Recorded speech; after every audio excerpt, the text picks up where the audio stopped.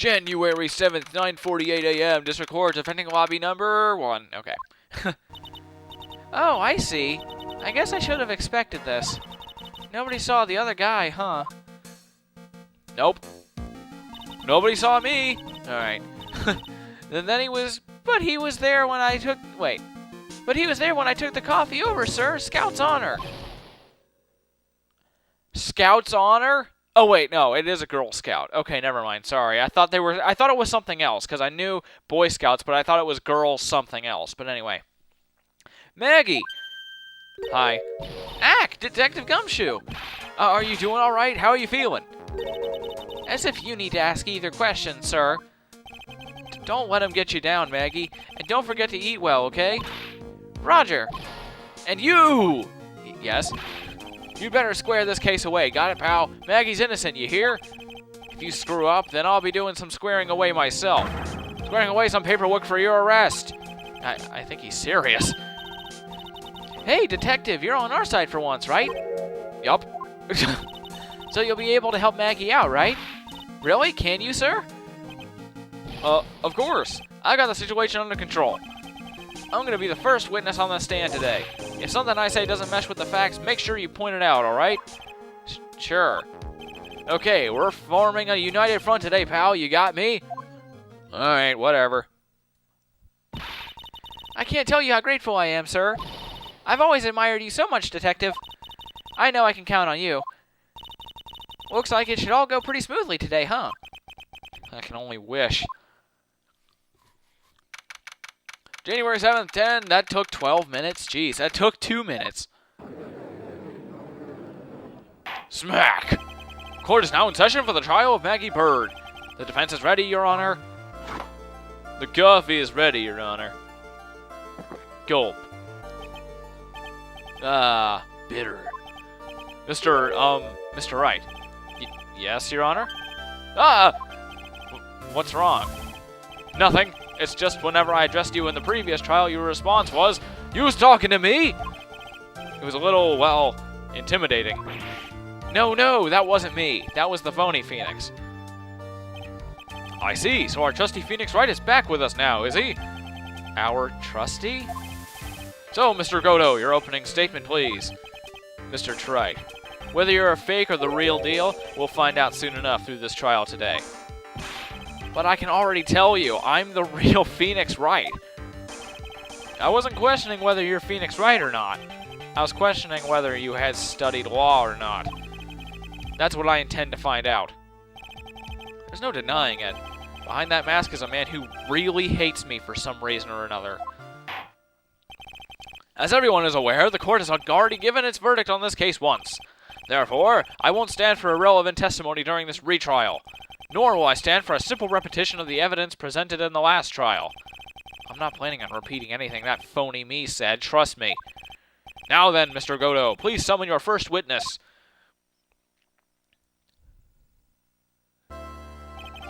Let's start with the formalities, shall we? Name and occupation? Witness, state your name for the court. Huh? Oh, sorry, sir. The name's Police Department Detective. Occupation, Dick Gumshoe. Gulp. Other way around, detective. Huh? Oh, sorry. Anyway, I'm the officer in charge of this case since yesterday, sir. Since yesterday? Yeah, the guy who was on the initial investigation's tied up with another case right now. I hope Gumshoe's really got everything under control, for everyone's sake. I see. So, Detective Gumshoe, would you outline the court the basic facts of this case? Yes, sir. The victim's name was Glenn Elk. He was a professional programmer. He was on the payroll of Blue Screens, Inc. Get it? Because blue screen means that your computer's dead. I've experienced that lately. Anyway, a local company. This is the victim's autopsy report. The court accepts this into evidence. Yay. And here are the floor plans of the restaurant. Alright. When the incident took place, the victim was sitting right here. The poison coffee was brought over to him by the waitress. The waitress being the accused? Yeah. The victim died from poisoning almost immediately after he took a sip of his coffee. I don't know why I'm doing that voice for him, but anyway. At the time of the incident, there were 2 other people in the restaurant. Mr. Gene Armstrong, the owner and chef, and a regular by the name of Mr. Victor Kudo.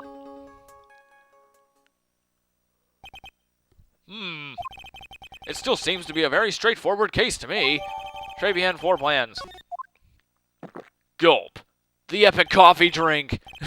God. Come, detective, take up this hammer and nail the defendant's coffin shut with your own 2 hands. Jeez. Now then, Detective Gumshoe, let's have your testimony. Yes, sir. Alright. The incident. Yawn. Sorry. When the incident took place, the victim was alone at his table. We understand that the guy, Glenn Elk, was listening to the radio at the time. Traces of poison were found in his coffee cup. And what we found was potassium cyanide. That stuff really packs a punch. Yikes, it does. And it looks like Miss Bird might have had, well, some kind of a motive. It's like, oh, well, it kind of had some sort of a motive. Using the dark aromatic depths of coffee to conceal the poison. Gulp. Classy lady. Classy irony. Anyway, the facts of this case seem to be ironclad. Mr. Wright, I would ask you to begin your cross-examination, but... Yes? Please, no intimidation tricks this time around. Is that understood? I already told you that wasn't me. The incident! Let's do it. When the incident took place, the victim was alone at his table, sir. Yes. I understand that the guy I know was listening to the radio at the time. Yes. He's the person. I'm gonna... Yes, that's pretty much all just facts. Here, I'm gonna press this. Hold it! Hold it! Some kind of a motive? Yeah, but if you ask me, it's been blown way out of proportion. Objection! Oh, fine. You know what my golden rule is, detective? Chuck out a bad cup of coffee. You can always get another. Huh? I don't get it. Epick Kawfii drink. I'm saying we can always get another witness on the stand if we have to chuck you out. Gulp. So stick to the facts, detective. Now then, what was Mr. Bird... what was Miss Bird's motive? Come on, Gumshoe. She was... They said she wanted to steal a lottery ticket. I knew it. That's what we heard yesterday, too. It disappeared from the scene of the crime. And it wasn't just any lottery ticket. It was a winning ticket for $500,000. Gossip, gossip. Mr. Armstrong knew about the ticket, too, didn't he? But he stole the wrong one. Then is it possible Maggie stole the winning one? What should I do? Should I press on this point a little harder or not? Yes, we always press harder. That's always what we do. Wait a minute. The mere fact that the lottery ticket disappeared in no way implicates my client. I have here in my hand the very ticket in question. That's a $500,000 lottery ticket? One of the female police officers found it when she was conducting a search of the defendant. What? Smack, smack, smack. Order, order! She's quite a lucky bird, our little waitress. You will submit that ticket as evidence to the court, immediately! I better keep an eye on that ticket. The way the judge's voice is quivering. Man, mine would be too. Man.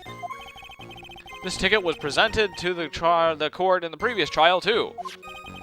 But it feels heavier now somehow. $500,000, you say? It's just a scrap of paper. What matters is where it was found, Your Honor. I bet he wants to say it was found on Maggie's person. You really think there are any contradictions in this testimony? To be honest, I don't know. But Gumshoe told us out in the lobby. He said we'd be forming a united front, right? How will we win the case if he doesn't throw us a line? I don't have a whole lot of options right now. The best I can do is gather the facts together. I guess. Alright, when the incident took place, the victim was alone at his table, sir. We understand the guy, Glenn Elk. Traces of poison. How about this poison? Tell me about this. So traces of the poison were found in the coffee cup and nowhere else. Not sure I get you, pal. Was the poison a liquid, or was it a powder? If I had to put it in layman's terms, I'd say it was a powdery substance. So, powder. So the poison could have been in anything that was on the table. Sugar, salt, pepper. Objection. Do you put salt and pepper in your coffee, Wright? Gulp. Epic coffee drink. That's gonna be a thing, just so you know. The victim took his coffee black with no sugar. It seems that the poison could have only been in the coffee. What should I do? Should I press on this point a little harder or not? I'll press harder. Sure, why not? Are you absolutely certain that the victim even drank any of his coffee? Huh? What do you mean? According to this file, the poison was found in the victim's coffee cup. Well, what proof is there that the victim ever drank any of it? Oh, hey, you're right. That's what I was thinking.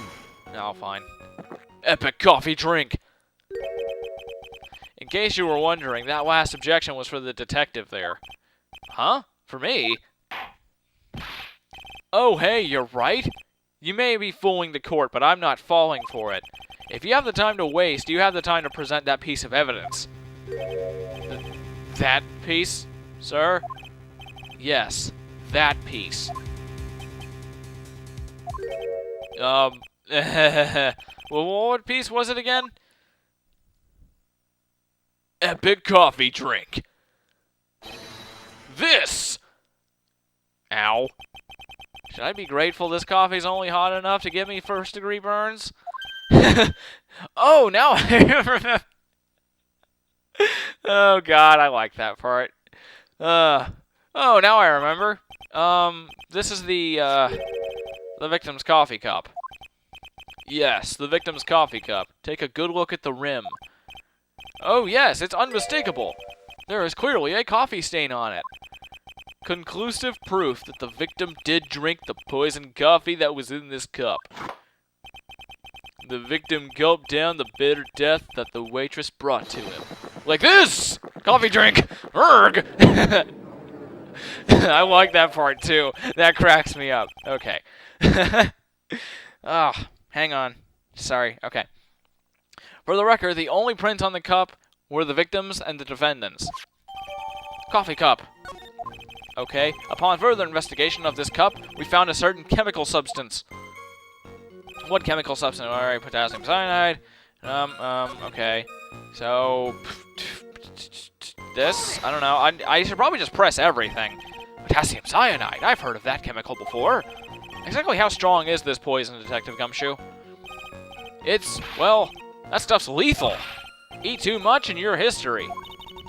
How much is too much? A lethal dose is 0.2 grams. That's about enough to finish anyone off. 0.2 grams? How much is that? You know when you swab your ears for earwax? Yeah, about that much. Earwax, huh? Sounds like something Gumshoe's got an abundance of. Okay. Such a small quantity of poison could have been concealed anywhere. Okay, let's go back. Alright, how about this? Can I stop you for just a minute? Huh? What is it? Did I say something that contradicts the evidence? He's so desperate for that to be true, he's practically crying. Your testimony just now doesn't match the testimony given by Miss Bird. She claims that there was another man at the victim's table. Yeah, that's what she said. And that's what she said. What killer wouldn't say that when faced with a homicide conviction? Hey. Sadly, her testimony isn't supported by the owner or the other customer. Isn't that right, Detective Gumshoe? Yeah, it's true. There are two testimonies tie up on that. They both said there was no other guy at the table. What should I do? Should I press on this point a little harder or not? Yes, I should. Press harder to stop the bleeding. Anyway, well, maybe the other witnesses just missed him. Perhaps their view of the victim's table was obscured in some way. Huh. That argument is as weak as the coffee at Trebienge, right? No, it's not. I have here in my possession a ticket. A ticket? Looks more like a photo to me. Yes, a one-way ticket to Guiltyville. Population, the defendant. Ooh, sick burn. God. That is horrible. This is a photograph taken from near the entrance to the kitchen. This is the scene as witnessed by the chef, moments after the poisoning took place, correct? I mean, oh, that was the wrong person. I think the court will agree that such a clear view of the scene of the crime, with such a clear view, how, Mr. Wright, could anyone have overlooked a second person at the table? Irk. It certainly seems to show the victim's table extremely clearly. Mine photo.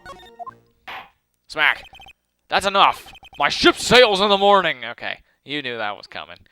The facts of this case seem overwhelmingly clear to me. The defendant had ample opportunity to commit the crime which she is charged. Furthermore, it seems beyond reasonable doubt that she did indeed commit this crime. I like an old man who knows the score. There's also the matter of the $500,000 lottery ticket. That alone provides a very credible motive. I mean, for that sum of money, even I might be tempted to bend the rules. I don't mind an old man who's weak to the siren call of money. What? Anyway, not good, Nick. The evidence against Maggie's starting to pile up fast. Yeah, that's because the court has ruled guilty once already. I'd say it's about time to wrap up this repeat performance. Epic Kawfiis. With one final decisive piece of evidence. He's got more evidence against Maggie? This is the apron the delightful Miss Bird was wearing at the time. Wow, it's not the cleanest apron I've seen. That stain looks like... It can't be. Blood, can it? It seems the star of our play was a little flustered. And somehow spilled coffee on herself. The coffee? That's not exactly the first thing that caught my eye. Of course, the coffee stain isn't the most interesting thing about this apron. No, there's something else that stands out even more. Something else? I presume you mean... Of course, I'm referring to the pocket. The pocket? A search carried out right after the incidents uncovered this. Potassium cyanide. The very poison used by the killer was in her apron pocket. A bottle of poison in Maggie's pocket? Yeah, and Maggie's prints were the only ones on it. What? Smack, smack, smack. Order, order, order. The court will accept these items into evidence. Apron. And potassium cyanide. There's something still bothering me, Mr. Godo. Why have you not explained the bloodstain to the court? Gulp. Bloodstain? What bloodstain would that be?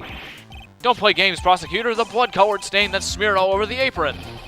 That's ridiculous. No one told me anything about a bloodstain. You don't need to be told. Just look at it. Well, detective? Could this stain really be blood? No way, sir. It's just ketchup, sir. Ketchup? She must have gotten someone her apron while taking someone their breakfast that day. You could have spoken up a little sooner, Detective Gumshoe. Pull a stunt like that again, I'll have you drink 17 cups of ketchup, witness. I thought everyone knew what it was already. Smack. I haven't seen anything yet to make me doubt the last verdict I ruled on this case. And you know what? Next time, we'll show him something to make them doubt that verdict. So I'll see you guys then.